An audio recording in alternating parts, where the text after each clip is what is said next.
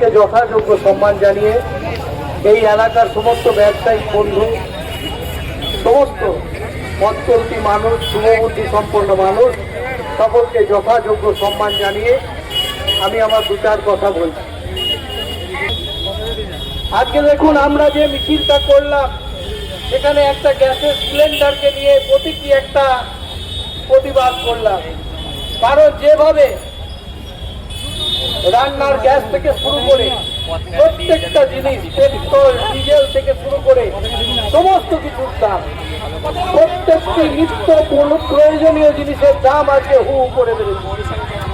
মানুষ তার জীবন নির্বাহ করতে নাভিশ্বাস, কিন্তু ভারতবর্ষের যিনি অর্থমন্ত্রী সেই নির্মলা সীতারামনের কোন রকম কোন বিবৃতি নেই। আমরা দেখছি একের পর করে দিল, সেই নিয়ে কিন্তু প্রধানমন্ত্রীর কোনো বিবৃতি নেই।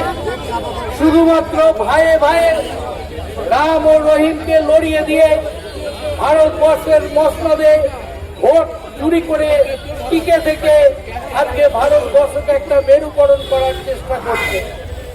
ভারতবর্ষের মানুষের চোখে